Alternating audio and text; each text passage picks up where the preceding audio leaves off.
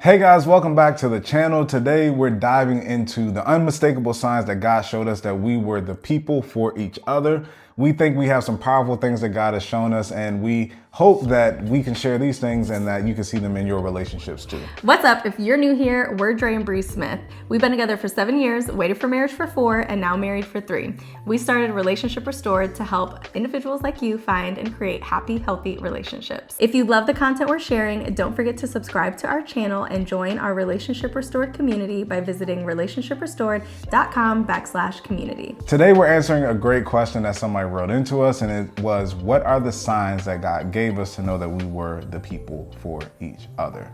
And we do have some major signs that, especially when we look back at our relationship, we're like, whoa, like that made a lot of sense. And we want to make sure we share those things with you guys, so maybe you can see those signs or the lack of signs in your relationship, and maybe know if that person is the right person for you. Now, we're going to break this down into 2 different sections. We'll talk about like our things that we did and saw before we started dating, kind of the things that led up into us dating, and then the things that happened while we were dating. So let us start with things that happened before we were dating. So I'll start.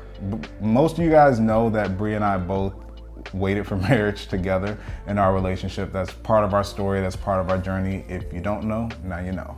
If you don't know, now you know. Not getting demonetized.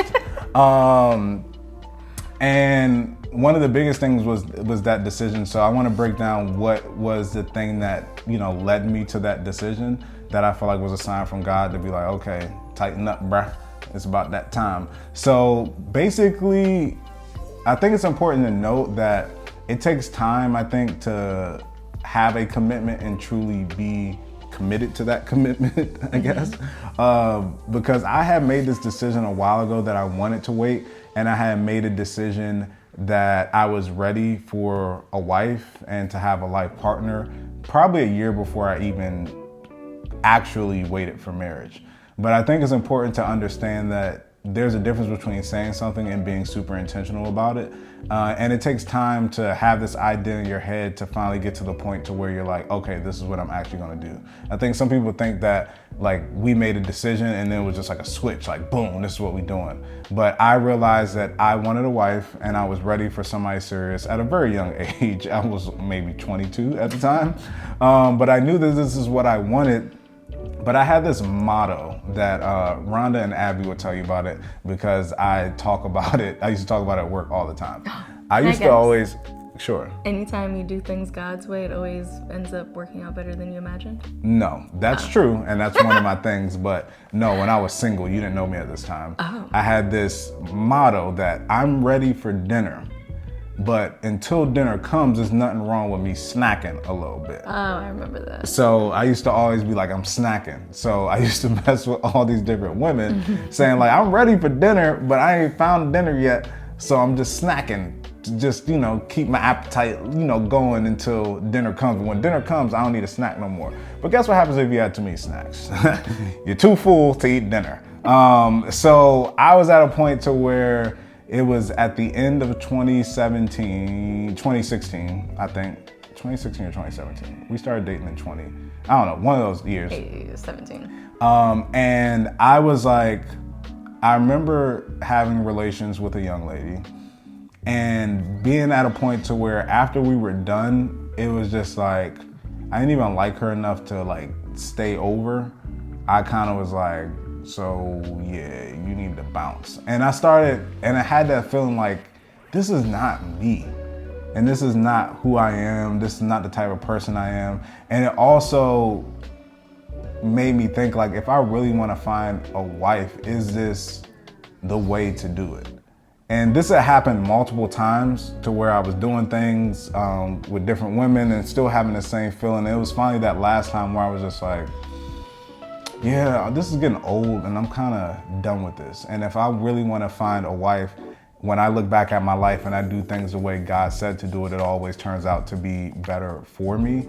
So I decided at that point that I was going to completely cut everybody off cold turkey and really decide to wait for marriage, and really doing it in an effort to have a sober mind so that whenever God chose to reveal the woman that I was supposed to marry, that I was not intoxicated by anything physical, that my judgment wasn't impaired by anything, that I would be ready for that person. So that was something that happened that I felt like God was like, all right, you need to wake up now because, this thing is happening and you need to commit if you want the blessing that I have for you. So that happened in January of 2017 is when I fully made that commitment and decided to cut everybody off and wait until marriage.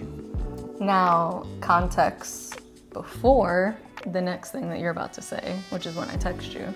Well, I wanted to talk about you because you also had, I don't know if it was God, it was a sign that had you in a point to where you were like, you know what, I don't want to wait as well. Yeah, we won't go into details about my situation. Just know it was a very toxic relationship I was in. And think of all the worst things that could happen to you as a girl when you get cheated on, like all of it. Yeah, yep. You're thinking of it. Yeah, that happened to me. And so it was just at a point where I was like, what am I doing? Like, how have I allowed somebody to strip me of X, Y, and Z? And I was like, I've never really been religious. I never really believed in, I've always believed in a higher power in God, but I never focused on building a relationship with God or trying to understand it and trying to figure out what that all meant for me and my beliefs. And so I was like, I'm going to exit out sex, no matter how much I might like someone or how much they might appear to like me. I'm not giving up the cookie because what I'm dealing with right now is not worth it. And I was like, I just want to find someone who loves me for me without receiving all the additional benefits that comes with, when you're in a relationship. So I was like, I just want to take that off the table and focus on learning myself and growing from a spiritual standpoint. And that is what I ended up doing. But the reason why I said we have to give context is because before either of us were at this point, we actually met, me and Dre. So I was at that point before. Are you talking about before I made the full commitment? Yeah. So my friend Jordan, who I met at North Carolina A&T my freshman year of college, right before I transferred out. So really me and Jordan only knew each other for a few weeks. And she calls me up because she had met Dre through his cousin. And she's like, God told me this is your husband. You need to come and meet this guy. And I was like, what are you talking about? And at that time, I was in that toxic relationship. And I was like, girl, I have a man. She was like, I don't know who you dating, but he's not the one. I'm telling you, this is the one. And at the same time, she was trying to tell Dre that he needs to meet me. He was like, I'm good. I'm talking to someone. And so a few weeks later, after that phone call, is when all the things happened with my ex to where I hit up Jordan. I was like, is the invite still open for me to come and visit you in DC? She was like, yeah, girl. And so she ended up setting it up to where we met. We all hung out mutually. It was this whole thing. And at that time, neither of us was at the place that we're talking about now. So keep in mind that we met 8 months, right? 8 months prior? It was 6 or 7, yeah, something close to that. But something like that. That was a through line as far as when we look back at our relationship, God was working here, God was working here.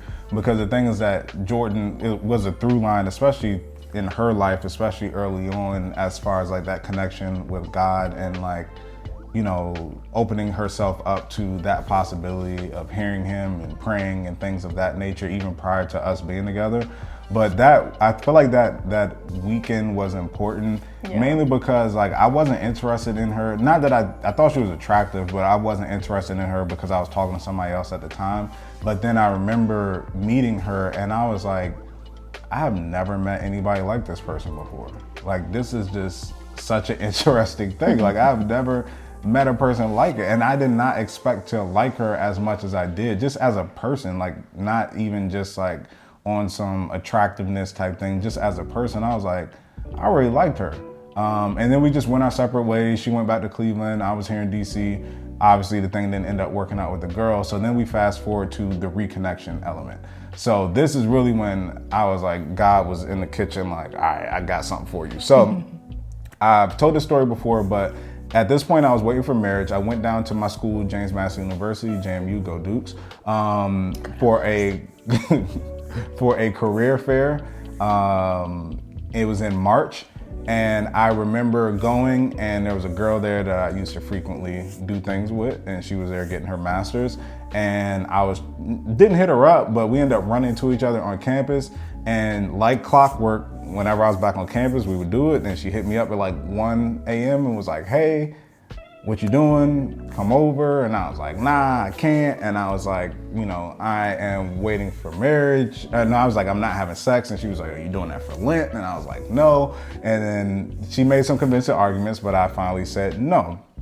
And I was just sitting on the couch at my friend Lindsay's house. Shout out to Lindsay, I need to call her. And I was just like, I'm actually doing this. Like, I really don't have anybody that I'm talking to. This wasn't for show. Like, nobody knew that I rejected her. Nobody knew that I hung out, that I used to do all this stuff with her. Like, that was literally just a private moment to where it wasn't a show. It wasn't for show, to where my commitment was put to the test. And pause. And few months before that, I had toured. So my business in Cleveland was a dance studio, and I had a class called Shameless Heels, and I toured multiple cities with that class. I had done 2 in DC. I did 2 because the first one sold out so quickly that I was like, okay, let's just add another one. And I just fell in love with DC, the people of DC, the area. Like, I went to a few different places, and I just felt so like welcomed. And it was nice because living in Cleveland, it was a lot of competition. It wasn't a lot of people of color that like supported each other, uplifted each other. And so the energy that I received in DC specifically from any other city was like, okay, I had been wanting to move, and DC was not on my list of places to move. It was like, oh, the typical like Atlanta or Vegas or California. And I was just like, I'm gonna move to DC and just expand my business there. And so now. So after that night happened, I woke up the next day, minding my business, and I get this text from this 267, is that it? 216 number. And it's like, hey, I don't know if you remember me, but this is Bre from Cleveland. I'm moving to DC, and I just wanted to reach out to see if you'd be open to have dinner, to like catch up and talk about, last time we hung out and all that stuff like that. And I was just like, I asked for your help with knowing like where to move and all that stuff too. So I was just like, at the time, I did not think anything of it.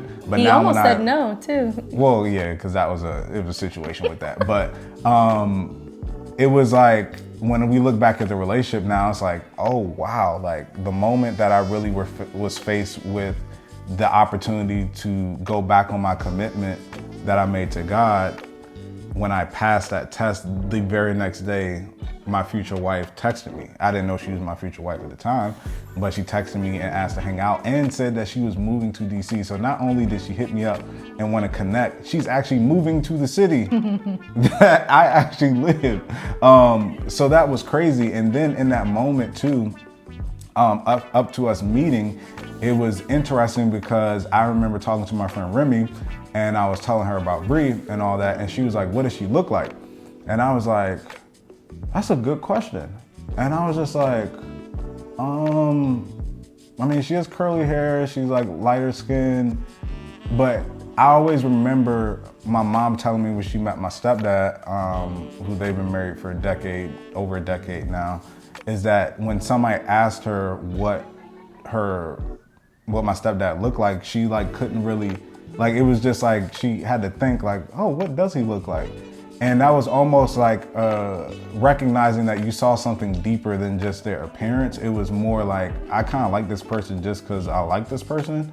And yeah, they look good, and like I don't question that they're attractive, but that wasn't like the focus. So it's like kind of trying to explain that to somebody who was like, oh yeah, I forgot, yeah, they do look good. But it wasn't like, oh, leading off like, yo, her butt, or yo, her boobs, or like, it wasn't anything like that. It was just like, I literally just genuinely like this person. So that was like another sign for me that when I went to explain and somebody asked what she looked like, I was just like, like I never thought about that. And then because I remember that's what my mom went through, and then it was like another sign like, this may be somebody that I really like.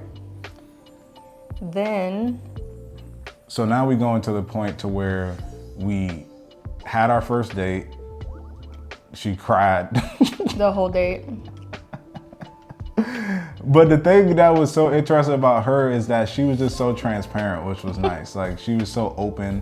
Even with the issues that she did have, it wasn't like a thing like I'm trying to hide and act like I'm this when I'm really going through something. She was very open about the things that she was struggling with, which I really liked. And I judged a lot of things that I judged a lot of my experience based off of what my mom and my stepdad experienced when they had their relationship, as far as like how they knew they were the right ones for each other. And it was things like somebody who's authentic, somebody who is themselves, somebody who doesn't try to hide who they are. So that was a huge sign for me as well, that this was somebody that was worth getting to know even more, because she wasn't hiding behind anything. She was herself all the way.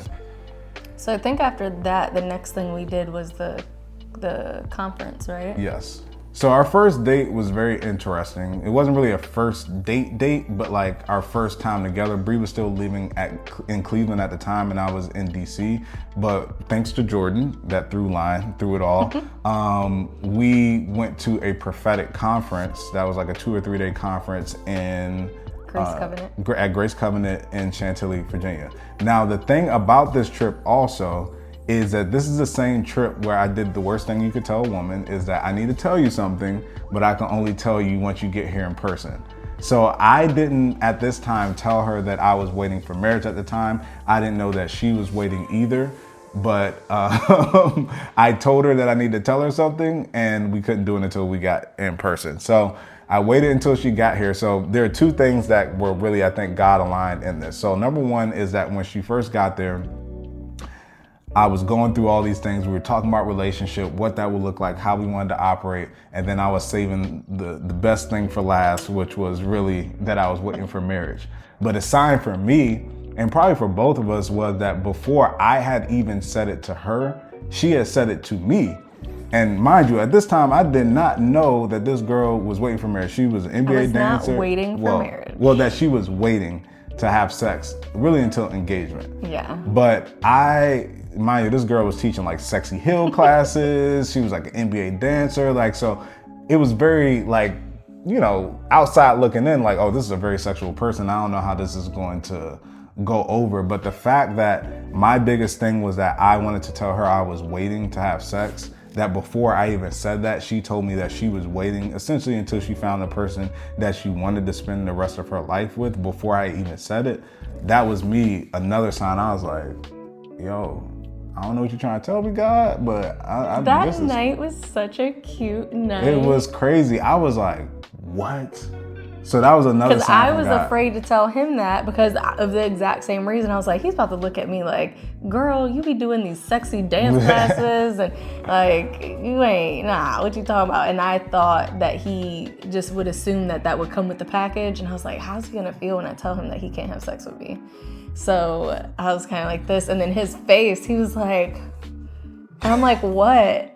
And I don't know what he was I didn't know what he was gonna say, but as soon as he said what he said, I will say that that was the first time since the passing of my ex, when I like prayed and had a whole like spiritual experience. That was the first time that I felt that with someone. Like my whole body was kind of like floating. I was just like, oh my gosh. And I remember immediately thinking like, this is my husband. And it was weird because were we even official yet? No, we were not. Yeah, I don't think we were. But I was like, this is my husband. Like, I just remember feeling that and thinking that whole night.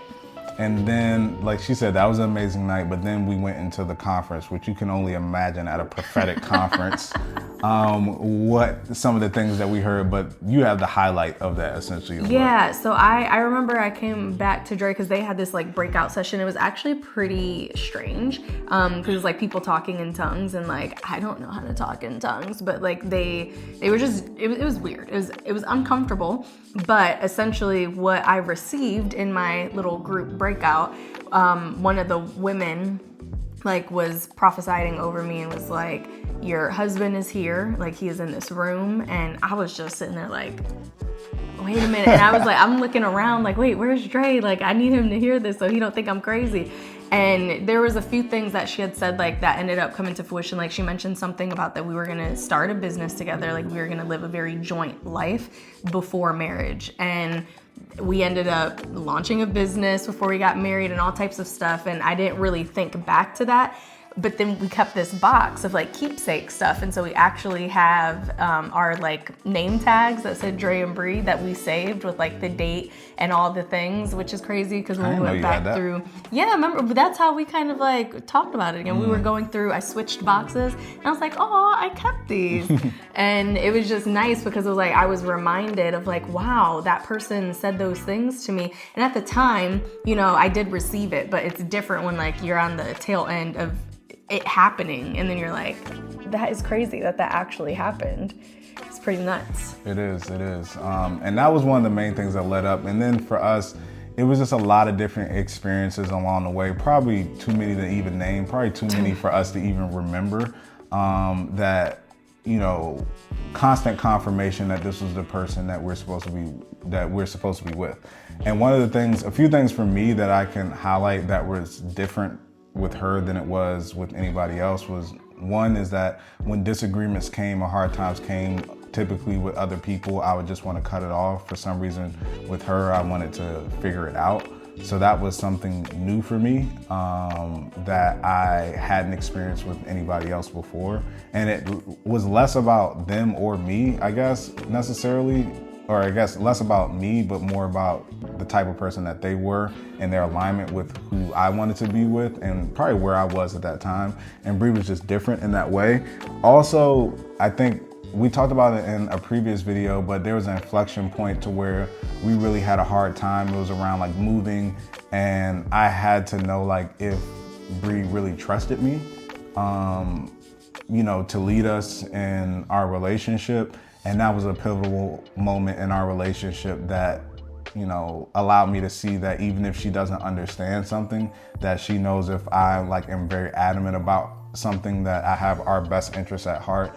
I am taking into consideration everything that she wants and that she needs and that she feels, but I'm going to make the best decision for us, and then it'll end up working out for us in the long run. And that was a huge stepping stone for me to know like, okay, this is going to be somebody that I can spend the rest of my life with. Were we engaged yet? I don't know. I was just thinking about that. Because I know we were still at Highgate. I think we might have been, no, because I feel like that would have been, I don't know. No, we couldn't have been engaged because we were too open to leaving. Yeah, I was about to say we were too open to like not when pushing it through. Move, I was like, I'll just go by myself. I wouldn't have said that we were engaged. So we had to have been on the brink of getting engaged. No, we were engaged for sure. We were? Because we moved in 2021 or 2020, and we got engaged August 18th, 2018. So we were definitely engaged. Dang, I'm cutthroat. I was feeling the same way. I was like, I don't know how we're gonna move forward if this is the thing. And we had a very public engagement too, so that would have been a conversation to have. Interesting. But it was other signs too that I just knew that having somebody that, you know, seeks the truth in everything is important. So if you give them the time, you give them the space, that they look to find whatever the best solution is when it comes to things, was important to me. So that gave me the indication that I felt like we could work through anything, you know, that we face in our relationship. I would say too, our one thing that I think we both were like, yeah, like this is a crazy divine like partnership, is because we so early on moved in with each other. We moved in after like 3 months of dating. Yeah. And we started a business like 6 months after that. We quickly realized that like all of my strengths were his weaknesses and all of his strengths were my weaknesses. And it made for the perfect partnership, like as business partners, as friends, and from a relationship standpoint, like romantically, because again, it was like we were the yin to yang. Like we wanted the same thing out of life. We had the same vision for what we wanted life to look like, but what we brought to the table were like perfectly fit puzzle pieces. Like if he had 80, I had 20. And then if I had 30 of this, he had 70. And so like that was really cool.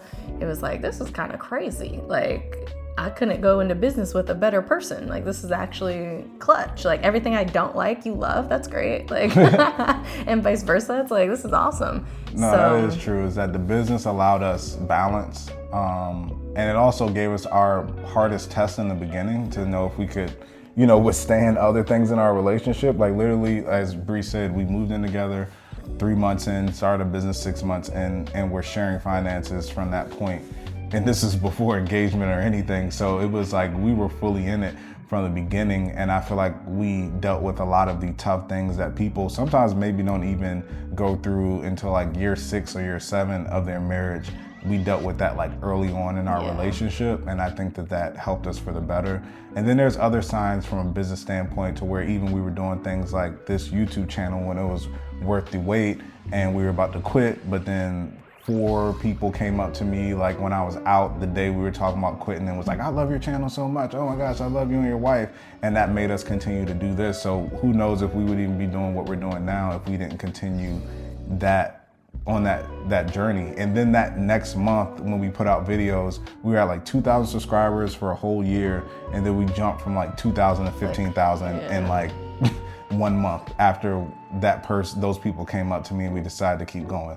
So there's like so many signs that we feel like came directly from God that impacted our relationship and told us this is the person that we're supposed to be with or that we're supposed to continue things as well. Go ahead. I was gonna say I have one too. So as you guys know, like Dre had a great relationship with God pretty much his whole existence. For me, I started that around the age of like 20. So there would be times where I was going through something, and if we would pray about it, or if I was stressed about it, like really worried about it and prayed on it, the signs or the things that I needed to like have clarity would come from him. Like Dre, typically in the shower too. Like he has had moments where he was like, I feel like God is saying this, or like, I feel like this is the thing. And I wouldn't necessarily, it's like there's signs and then there's like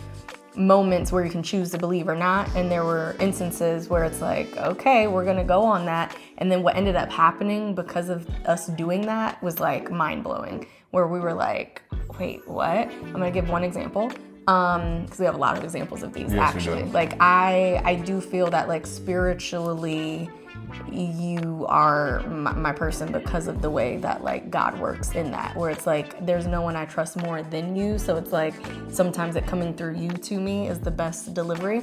But so this particular time, he got to be direct with Bre because Bre don't. One time she saw a license plate that said "Trust God." Wait, on a day that I was praying, I was like, I don't know. Like he was telling me that God was. I was like, wait, what? I was like, he wants me to do what? What do you mean? And I'm like, how does God tell you something? Like, why? And why can't he tell me? Like, I don't get it. And then he was just like, I just feel like you're really supposed to trust God right now and blah, blah, blah. I go get in the car, literally going like around the corner, pull up, look out. And I'm like, are you kidding me? License plate that says trust God. And I prayed about it before I drove off. That's why it's so crazy. It's like, it's always... Yeah, it's nuts. It's a Lifetime movie, like in the best way. So the example I'm gonna give is when I moved in with Dre, we had this like transition of, I was like, I think I'm supposed to be doing something bigger than Shameless. Like I was like, I don't know, I just don't feel the same way anymore about the classes. Like I just, but I don't know like what I would do. And we went on a walk and Dre was like, yeah, I mean, he was like, I just think at this point, like you should just get a job, like get something. And we were looking at like bartending jobs, like nannying. She's not giving it credit. I was pushing hard. I wasn't nicely being like, you need to get a job. I was like, we had arguments about it. I was like, you need to work. You are moving, the business isn't doing well, like, and you want me to take care of this and take care of that, like you need to get a job. Like you want to be this entrepreneur. I don't remember it that way. Yeah, okay. I was pushing like. Well, I probably heard your heart. But I was helping her, trying to find things that could work for her that still gave her space. But I was like really pushing like, you're 22 or 23, you're an adult, you need to take care of yourself. Like if you got to get a job, get a job. Like that's what everybody else has to do. So that was where we were. And I ended up getting a nanny job, right? Yeah, you went on an interview for bartending and ended up doing a nanny too. But I didn't bartend. I didn't even do the interview, actually. It was just like, I walked in, I was like, no, I don't want to do this again. Because I bartended for years when I wasn't even supposed to be bartending. I was a bartender. But anyways, when I had the nanny job, I was there for a few weeks. I actually loved it. I loved the two girls. It was like so great. And I ended up getting let go because my background check came back and they were like, we can't have you driving our kids around and you have like a DUI on your record. And I'm like, fudge. But Dre took a shower, came out the shower. He was like, you know, I feel like God is telling me like that you don't need a job and that like you're supposed to be doing something different. And that's where he was like, the branding stuff, like what you've done with your business, like maybe you can teach other people how to do that. And then it started with me just doing like Insta makeovers and branding coaching calls to then him being like, well, I can learn, like I'm already interested in content creation. I have this camera, like I can handle production and content. You can handle marketing and branding. And I understand the business side of the stuff. So so that's how our whole business became to be what it is. And that was over 7 years ago. And we've been full-time in entrepreneurship with that and Relationship Restored since then. So. And what we are doing now stems from that decision. Like I wouldn't be head of podcasting at Urban One if we didn't take that route. Like everything that our livelihood is basically based off of that decision, which was God come to me in the shower and just saying like, she don't need to work. After I was like gun ho, like, no, you need to get a job. And that was a lot of pressure going from, having my little nanny job, which I was getting paid like decently. It was good money. Their parents was, had it together. But it was a lot of pressure to go from like, you come out the shower and God told you I shouldn't work because I'm supposed to be like creating this business. Like, that's a lot of pressure, but yeah, we have a lot of signs. And the thing that I want people to understand here is that Bre and I don't want to say we're not overly spiritual, but like even with us saying this, it's not like which there's nothing wrong with people who, go out every day on the streets telling people about God, but that's not even like how we operate. Yeah. We kind of try to show the way we live and show our light through how we live and not necessarily always like preaching to people, but we just can't ignore the signs that happen in our lives that we feel like are God ordained, because the way God operates is that when he does something, he does it in a way that you can't deny and that you can't really attribute it to anything else or anyone else, right? So we just felt like it was important to acknowledge those things and let people know, especially when you're going through tough times in your relationships. I think that's when it's best to look back at those things, because I had to do that sometimes when we were struggling with things, trying to figure things out. I was like, it's no way that after I passed this test in private about committing to waiting for marriage, that this woman that I'm dating right now texts me the very next day, like, or that I was waiting to tell her that I wanted to wait for marriage and she tells me that she was waiting before I told her. Like, there's no way that God sent me, especially when I'm walking a godly journey, as far as like trying to wait for marriage, trying to do things the right way, that he would do all these things in place just for me to be with this person and then not be my person at all. So there was times to where when we were going through tough times, I use those signs as a reminder to work through it, to know that if I give her time and give her space, that, she'll ultimately, come to the right decision that could work for our relationship. And it all worked out. So we just wanted to share those moments, and we hope that, you take something away from that some of those things that we saw and that we went through, that maybe you see them in your relationships and they can be good indicators. Or you can look at a situation and you feel like you ain't getting no signs. Sometimes there's signs too that's telling you not to do it, and make sure you ain't ignoring those either. Amen. Because we could talk about relationships that didn't work and signs that we ignored in our past relationships as well. But also, so we have some really exciting news that also has to do with like signs from God and like how every little piece of the past had to line up perfectly to get to this decision that we recently made. So we will be making that video soon, and you will definitely want to check it out, because if you thought all of this was something, wait till you hear the tea, okay? It's a lot going on. But we really appreciate y'all watching. Make sure you head over to relationshiprestored.com/community to join our relationship community. It is for singles, it is for couples, it's for anyone looking to build happy, healthy relationships. And y'all, please subscribe, okay? We are trying to gain our subscription, so just hit it. If you ain't subscribed right now, I see you, hit it. Yes, and please check out all the other videos that we have on the channel, whether that's Real Love Scenario, whether that's Bre doing some individual stuff, whether it's for the girls, and all other things that are coming to the channel that you can consume. And also follow us on social media. I'm at It's Dre Smith. She's at Brianna Ponte. And follow Relationship Restored. Oh, and we have a couples page now, Smith's on Demand. We do. And we got TikTok, but that might be banned. Who knows? But yeah, make sure to follow us on all the things, and we'll talk to you guys later. And share your signs that you've gotten from God underneath this, so we can check out your stories. Yes, please.